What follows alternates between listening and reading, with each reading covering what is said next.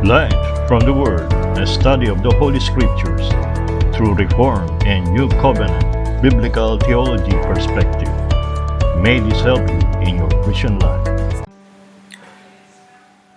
At tayo po'y magpapatuloy ng ating pag-aaral tungkol sa Kapaskuhan. At ngayon naman ay Jesus as Son of David.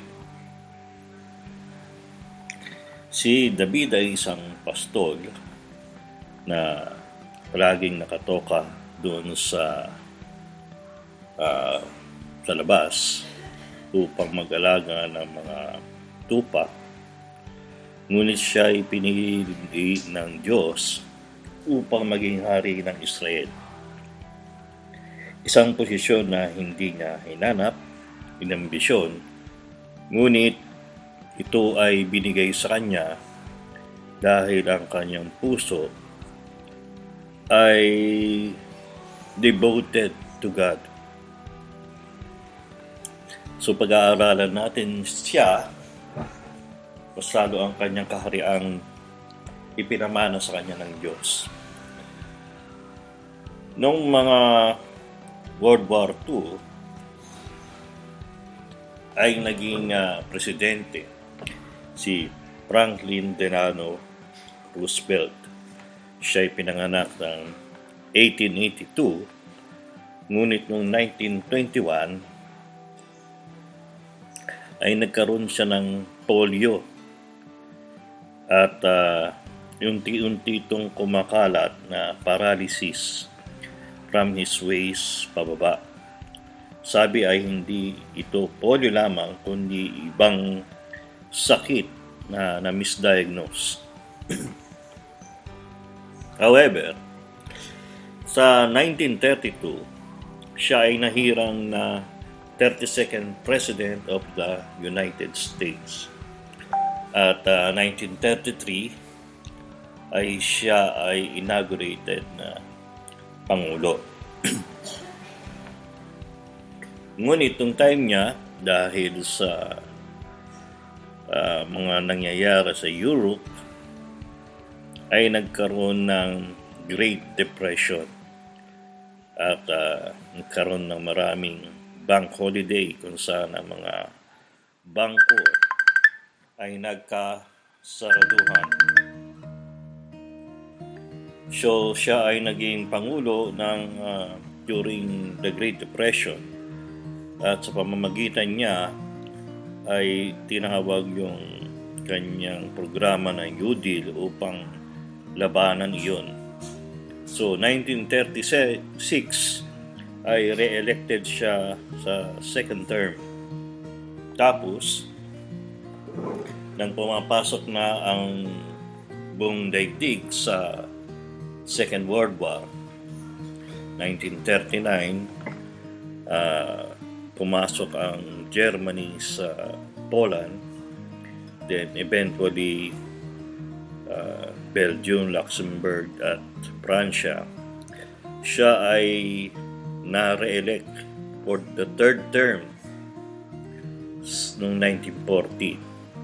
So na-break niya yung two-term tradition ni George Washington. Ngunit tuloy-tuloy na nag-deteriorate ang kanyang kalusugan habang siya ay namumuno during World War II. At noong 1941 ay piniliwanag niya ang kanyang vision sa isang post-war world. Siya ay nanguna naman sa Estados Unidos laban sa mga Hapon at Germany nung binomba ang Pearl Harbor noong December 7, 1941.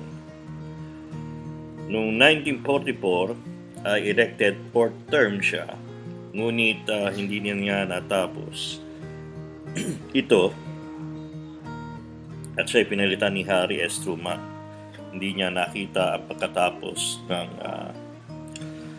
digmaan World War II. He died in April 12. Kung isipin ay at the age of 39 ay nagkaroon siya ng polio at madalas magkaroon ng lagnat at ng paralysis. He is wheelchair bound at meron siyang leg braces at kailangan niya ng palagi ng assistance para gumalaw. Ngunit, miski ganun pa man, debilitating condition, siya ay namuno ng magiting at ng may empathy sa mga katulad niyang mga nalulumpo at siya ay nangunguna sa treatment ng polio nung kanyang pagiging presidente. So, hindi ang kakulangan o kahinaan natin ang nagiging dahilan upang tayo ay piliin ng Diyos, whether spiritual o secular leadership. Kaya ngayon, yun ang ating babasahin dahil importante ito para hindi lamang kay Haring David, kundi ang kanyang kaapu-apuhan na Panginoong Jesus. Dito sa 2 Samuel 7:8-17 ay meron po tayong memory device na Sprint. S-P-R-I-N-T. S. Sovereignty in choosing David. P. Protection and faithfulness. R. Rest for his people. I. Inheritance of an eternal kingdom. And nurturing discipline and love. T. Timeless covenant. So, unahin muna natin yung sovereignty in choosing David. 2 Samuel 7:8-9. Ngayon nga'y ganito ang iyong sasabihin sa aking lingkod na si David. Ganito ang sabi ng Panginoon ng mga hukbo. Kinakausap ng Diyos si Nathan, propeta. Kinuha kita mula sa kulungan ng tupa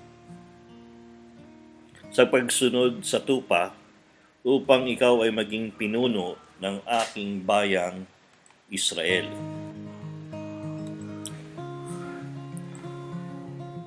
I took you from the pasture, from tending the flock, and appointed you ruler over my people, Israel. So, yun ang mga example natin na simpleng pastol ay hinirang niya na mamuno sa kanyang pastulan na bayang Israel. Marami tayong kwentong ganyan na kung saan ay nanggagaling sa probinsya at nagiging champion, whether fiction o natural na buhay, like Rocky Balboa o sila Pacquiao or Efren Bata Reyes o si Placio Lorde.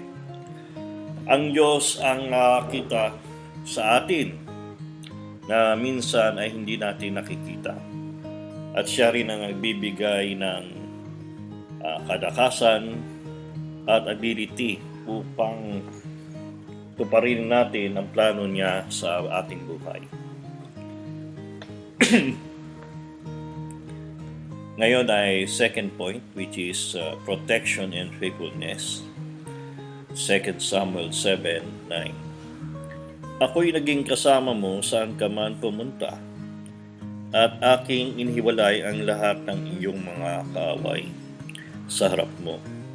At gagawin kitang isang dakilang pangalan, gaya ng pangalan ng mga dakila na nasa lupa. I have been with you wherever you have gone, and have cut off all your enemies from before you.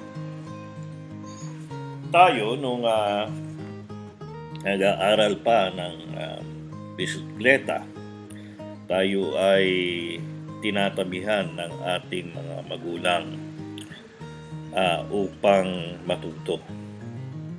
Sila ang mahawak sa likod at sinasabing Diretso lang ang ating tingin at pumidal.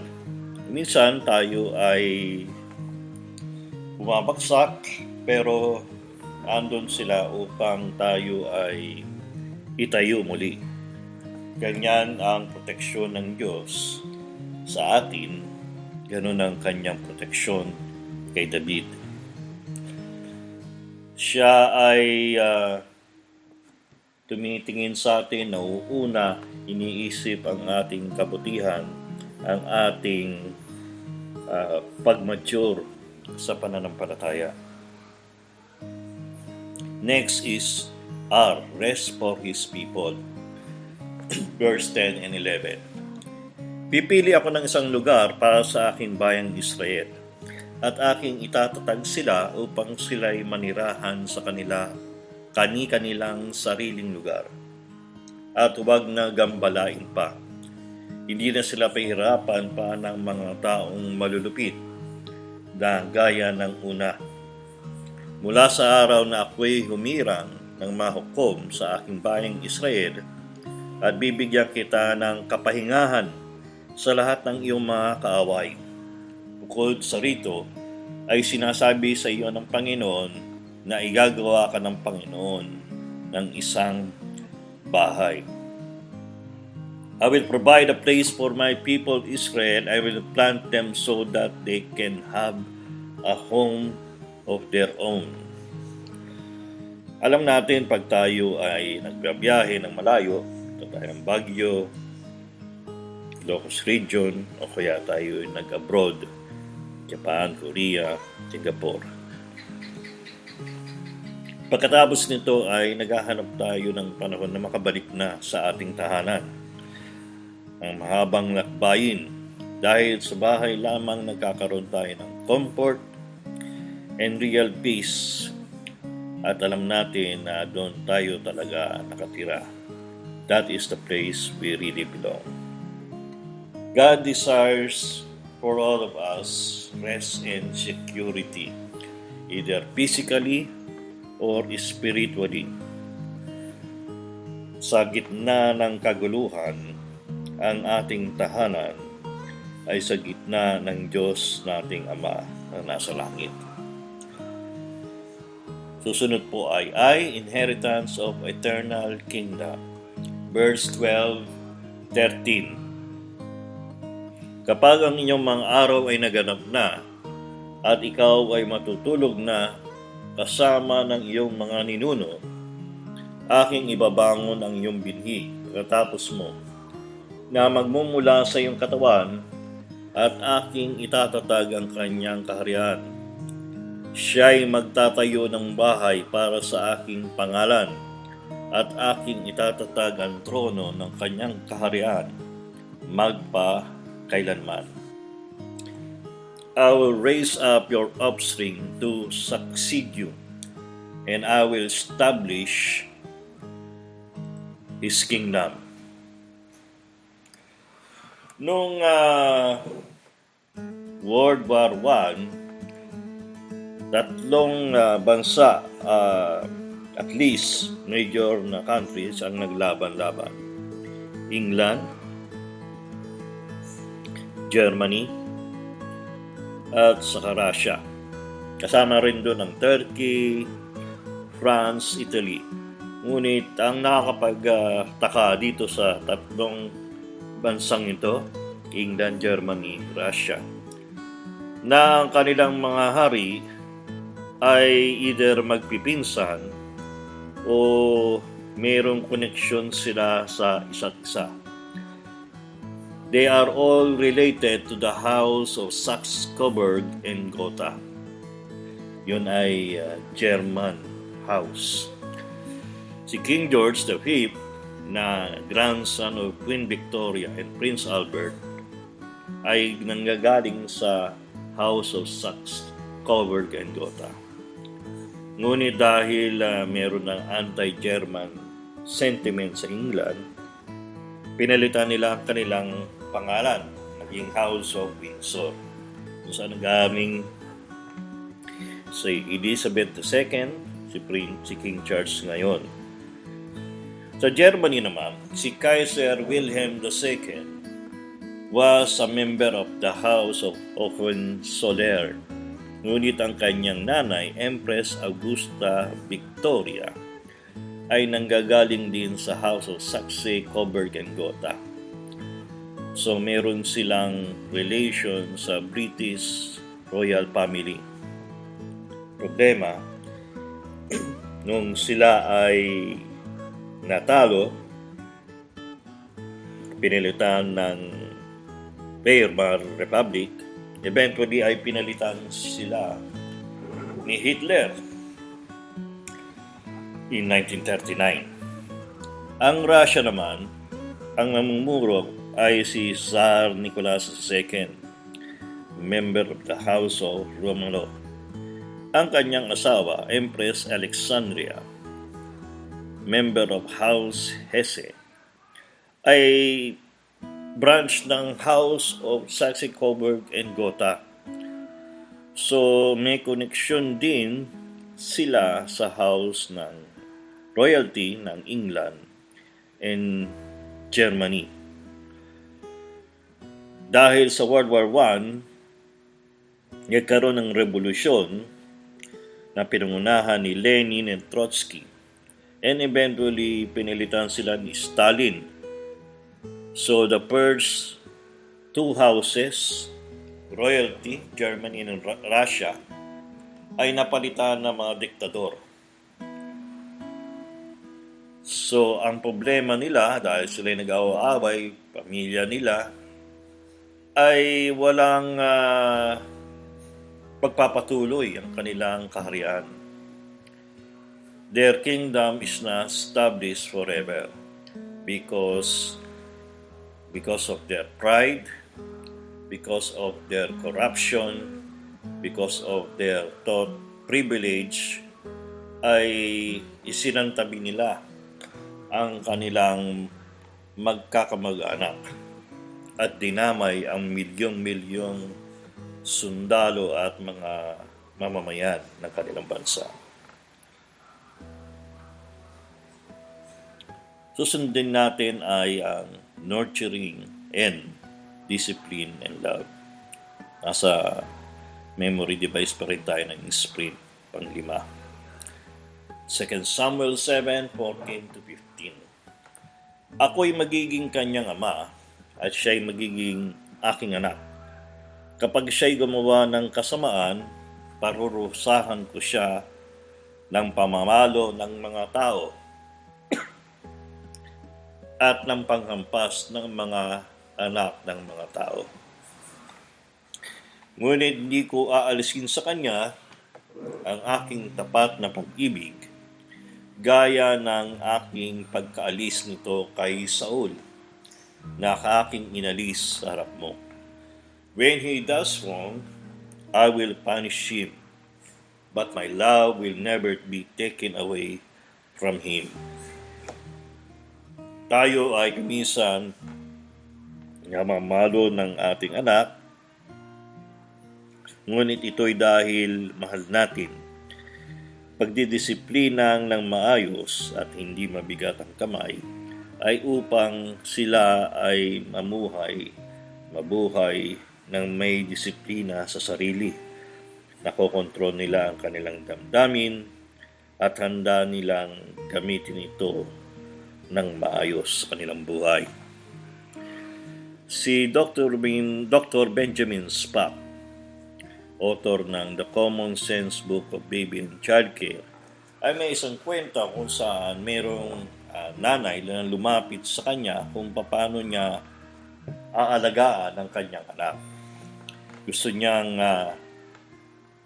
maging mapagmahal, ngunit nakikita niya na dapat disiplinahin niya. So nakinig si Dr. Spock at nag-share siya ng kanyang paano maging magulang sa kanyang anak na lalaki. Dahil dito, sinabi niya, hindi siya gumagamit ng harsh punishment. Kinausap niya ang kanyang anak at sinabi na ang mga assignments na pinapadala ng mga guro ay importante, hindi lamang para sa kanyang grado, kundi yung responsibilidad at upang madaling mas matandaan ang mga pinag-aralan ng buong maghapon.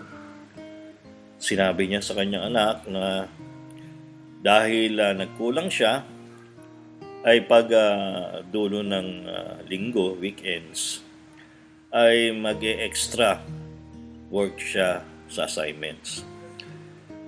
Muli ay sinasabi niya ito ay dahil sa kanyang pag-ibig sa kanya. He was disappointed with his behavior, but he loved him unconditionally and believed in his ability to improve. Ngayon, ang panahon nito ay madalas ay konti ng assignments, mas lalo ata wala pag weekend. Ngunit ganun pa rin, dapat din mag-aral ng sariling bolisyon ang ating mga anak pag kailangan i-review yung pinag-aralan nila at mas lalo na kung malapit na yung mga tests and quizzes nila. Ngunit ito ay dapat nasa environment of love and they are secure that they will not be rejected by their parents. So may balanse ang guidance, love at saka facing the consequences of disobedience. Yan ang pinapakita na discipline is part of love. At tinuturo ang mga importanteng lessons kung saan tayo ay magmamature. Not only physically, educationally, mentally, but for God, it is for our spiritual maturity, becoming Christ-like as we know how to control ourselves, to show love to others, to be merciful, to be patient with others. And finally, letter T, timeless covenant. The everlasting covenant, 16 to 17 ang talata. Ang iyong sambahayan at iyong kaharian ay matitiwasay magpakailanman sa harap ko. Ang iyong trono ay matatatag magpakailanman. Ayon sa lahat ng mga salitang ito at ayon sa lahat ng pangitanging ito ay nagsalita si Nathan kay David. Your house and your kingdom will endure forever before me. Your throne will be established forever. Significant verse po yung 2 Samuel chapter 7, 16. Your house and your kingdom shall endure forever before me. Your throne shall be established forever. Pinapakita dito na ang kaharian ng Diyos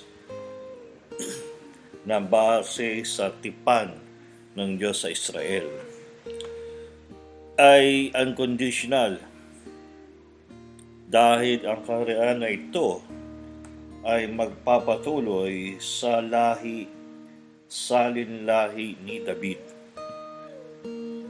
at walang katapusan. Ito ay nagpapatunay na legacy ni David ay hindi sa kanya lamang magtatapos, kundi ito ay magpapatuloy hanggang dumating sa panahon ng ating Panginoong Jesucristo. He is often referred as the Son of David. Andito yung assurance na ang Diyos ay may steadfast love and commitment to David. Miski nagsimula siyang magiging pastol, siya ay tinaas sa isang trono at magkakaroon siya ng everlasting dynasty. Ito ay out of God's sheer grace lang, His favor, na ang kanyang mga plano ay hindi nagtatapos sa kakulangan ng tao o ang kanilang pagkakamali. Makikita dito yung recurring theme na forever. Permanente ang pangako ng Diyos.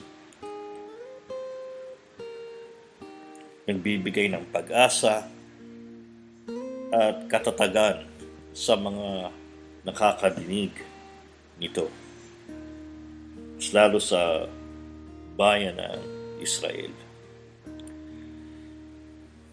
Ito ay ating i-check kung paano i-translate ng ibang lengguwahe ang verse 16.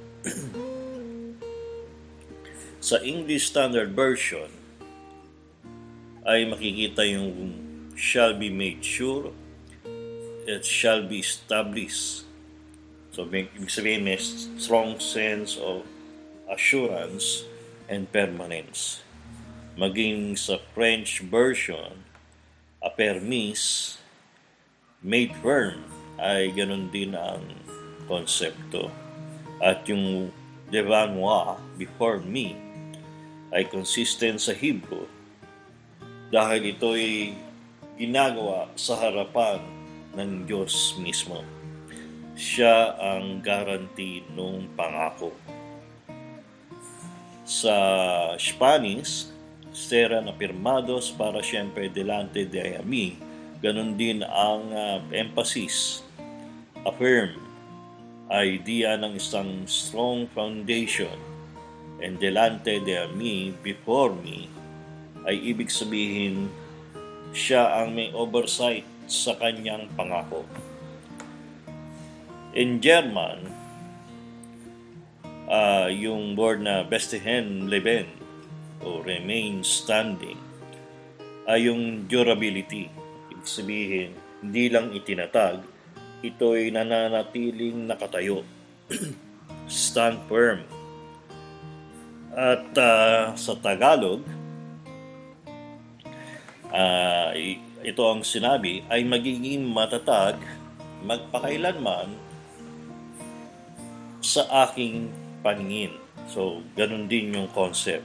Both ina-affirm yung stability, yung solidity, at saka ito ay dahil sa pangako, dahil sa superintendence ng Diyos sa pangakong ito, kaya ito ay sigurado.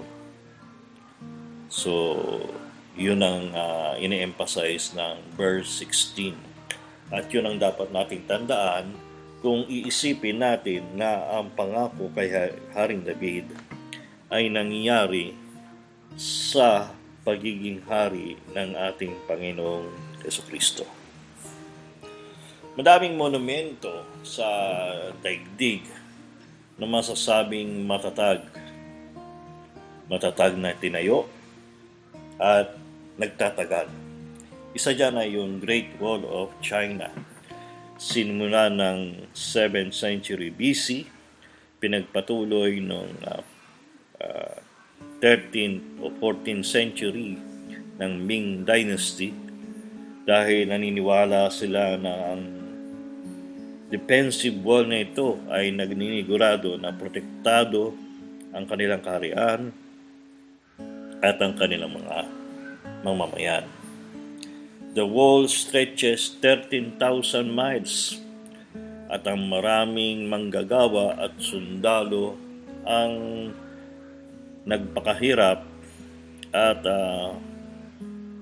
humarap sa mga harsh condition, winter, rains, heat, upang ito ay matapos. It is now a UNESCO World Heritage Site and a global symbol of perseverance, unity, and national pride of the Chinese people. So, yun ay pinapakita na unwavering determination. Miski nagbabago ang pamumuno, ito ay nagpapatuloy. Enduring legacy. Miski anong mga sakuna, giyera, passage of time ng panahon, ito ay nananatiling monument ng kanilang paghihirap at pagiging matatag sa gitna ng madaming pagsubok. Ito ay nagpapakita na merong bagay ang mga inchik. Sa panahon natin kasi ay isip natin ang Communist China, ngunit nung ginawa nila ito ay wala pa ang communism. Isa namang example sa isang tao ay yung ginawa ng isang evangelist na Amerikano.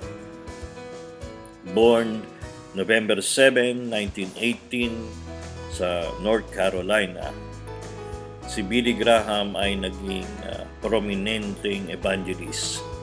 He reached globally in millions. At sa kanyang pagkatapos ng kanyang buhay, maging sa ma-reach by television o radio broadcast, ay umabot ng 2.2 billion people ang nakapakinig sa kanya.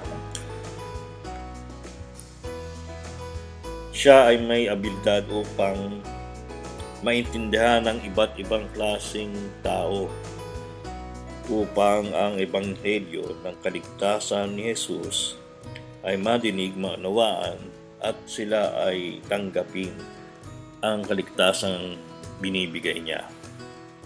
He also took a strong stance against racial segregation. Pinagbawal niya yung magkakahiwalay ang itim sa puti during his evangelistic campaign. It is his commitment that all men are equal in the sight of God.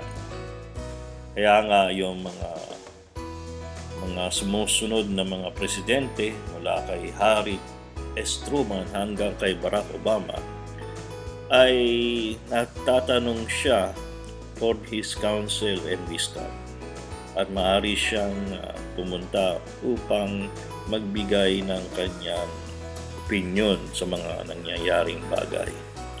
Especially advocating for justice and compassion. He have written 30 books at isa doon, yung Peace with God, ay na-translate sa multiple languages. So yan ang kanyang lasting legacy. Either we have a physical monument or a legacy of a lifetime of faithfulness to the Lord. Ngayon ay titingnan natin ngayon yung application o relevance ng ating binasa sa ating panahon o sa ating pananaw. Una ay messianic. So alam natin na yung kaharian na yun na walang katapusan, ang tinutukoy ay ang kaharian ng Panginoong Jesucristo. At hindi pa tayo natatapos dahil dadating siya muli at makikita natin ang flowering at completion ng kanyang kaharian. Si Jesus ay tinawag na anak ni David dahil ang kanyang bloodline, whether through Joseph or through Mary, ay dumadaan sa pamilya ni Haring David. Maintindihan lang natin ang New Testament kung titingnan natin ang Old Testament prophecies. Dahil doon, ang kanyang kaharian ay walang katapusan. Hindi lang ito isang physical na realidad, kundi spiritual din, encompassing all creation and for all time. Kaya nga dapat tayo ay matuwa, maging matatag, dahil ang ating Panginoong Hesukristo ay ang anak ni David na mayroong kaharian na mananatili hanggang wakas. At dapat nating malaman na mayroong dahilan ang ating buhay dahil tayo ay kasama ng ating Haring Panginoong Hesukristo, either bilang mga kasamang anak ng Diyos, mamamayan ng kanyang kaharian, at tayo ay mga servants of the Lord.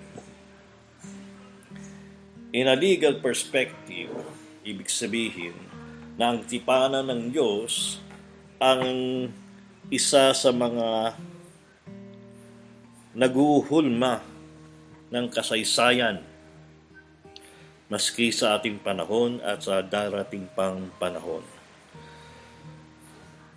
Na ang yaman na pinangako ng Diyos ay mananatili sa kanyang mga eredero.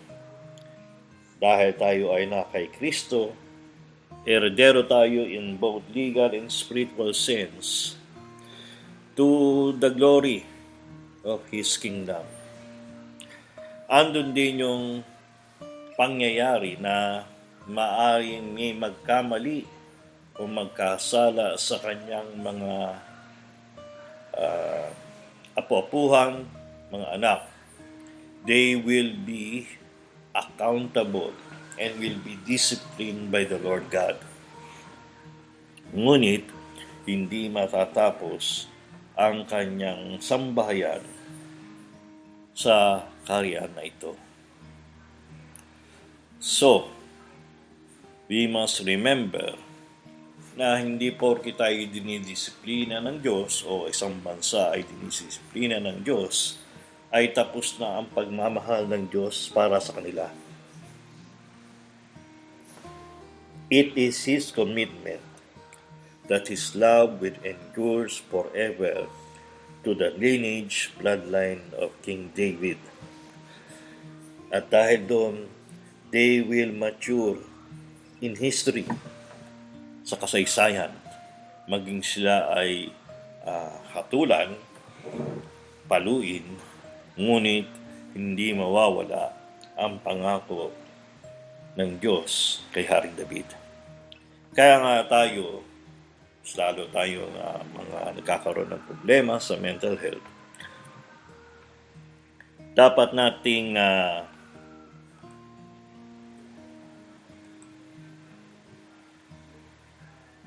tayo ay part ng kaharian ng Diyos. Kaya ang buhay natin ay may saysay dahil ito ay patungo sa kaluwalhatian ng Panginoong Diyos mismo. So, ano po ang pwede nating gawin base sa pagkakaintindi natin ng mensaheng nadinig natin? Una ay we recognize our value in God's plan. Maski sino man tayo, maski maliit tayong tao, kulang pinag-aralan, may kakulangan sa ating abilidad, lahat tayo ay mayroong kahalagan, may dahilan sa plano ng Diyos. Tanggapin natin na tayo ay mga anak ng Diyos dahil kay Hesukristo. At handa nating tuparin kung paano at para saan tayo tinawag ng Diyos. Pangalawa, letter P, protection and faithfulness. Ating matandaan o alalahanin kung kailan tayo pinoprotektahan ng ating Diyos sa ating buhay. We can share testimonies of His faithfulness to us para yung iba ay ma-encourage din na magtiwala sa Kanya. dahil ang sovereign care ng Diyos ay importante, mas lalo sa mga pinagdadaanan nating mahirap. R. Rest for His people. Dapat tayo ay mag-offer din ng rest to others as abled by the Holy Spirit. We should create spaces of rest and peace for those around us. Matuto sila na tayo ay maunawain at kind people to them. Handang sila'y suportahan sa kanilang pangangailangan, handang makinig, handa silang i-defend, so that they will know that there is an ultimate rest in God beyond us too. Inheritance of eternal kingdom. We should live as citizen of His kingdom. Dapat makita sa ating pamumuhay ang pagmamahal, ang hustisya, ang kaawaan, pagiging mawain sa mga taong nangangailangan, nagiging champion nila kung sila ay nangangailangan na magde-depend sa kanila. We can also share the gospel and demonstrate the love of Christ to them in our daily interaction. Sa maliliit na bagay, tayo ay hindi nauuna, hindi nagmamadali, hindi nambubuli, at handa nating ibigay ang ating sarili dahil ang Diyos kay Kristo Jesus ay namumuhay sa atin. Nurturing discipline and love. Dapat tanggapin natin ang pag-ibig ng Diyos na nanggagaling sa disiplina. When facing challenges, we must view them through the lens of God's love. Ito ay nagpapatibay ng ating karakter at tayo ay hinihimok na maging malapit sa Kanya. Ganon din kung nakikita tayo na nagiging matibay, mahinahon, mapagmahal miski mayroong problema. Ang iba ay ganon din ang magiging respond, maging mga anak natin o kaibigan o mga nakakakilala sa atin. Timeless covenant. We should share the good news of the covenant, meaning that we can become parts of God's family, God's nation, part of the everlasting covenant in the Lord Jesus Christ. Doon sa mga hindi nakakadinig, tayo ang magiging instrument. Either tayo ang magsalita o tayo ang mag-finance ng mga misyonaryo magdadala ng ebanghelyo sa kanila. We can all be part of God's eternal family if they know the Lord Jesus Christ, they accept His Lordship, His being Savior from sin. Kaya nga, sa pagtatapos, ay dapat nating matandaan na ang pangako ng Diyos kay David ay hindi nagtatapos sa kanyang physical kingdom, kundi ito'y nananatili at magpapatuloy forever dahil ito'y nanggagaling sa pagmamahal ng Diyos, sa kanyang pagiging matapat, sa kanyang pangako, sa kanyang anak na sa Kristo Jesus. Sa ating Panginoong Jesus, makikita natin na ang isang pag-ibig na hindi nagbabago, hindi natatapos, hindi maayaw pag mayroong kalungkutan o paghihirap. Hindi rin itong base sa ating pwedeng gawin, merit natin o shortcoming natin, kasi ito'y base sa boundless mercy and grace ng Panginoon. This love is the foundation of all our hope, the source of our strength, and the promise of eternal future with Him. Katulad ni David, tayo ay tinawag mula sa mga buhay nating walang pag-asa. At He gave us a promise to our lives that we can be light of the world, salt of the earth, if we will share the love and grace of the Lord Jesus Christ. At hindi lamang ito magtatapos sa atin, ito ay patuloy hanggang sa dulo ng wakas, hanggang dumating ang Panginoong Jesucristo. This passage in 2 Samuel 7 are God's promise that is not just written in ink, but it is living and active, transforming history, transforming lives of nations, people, and shaping our destiny. Kaya dapat nating tanggapin, embrace the promise of God's love, and live with assurance that our lives, like David, are part of a grand, eternal story. Sana po ay makatulong ang bagay. Please don't forget, subscribe and share.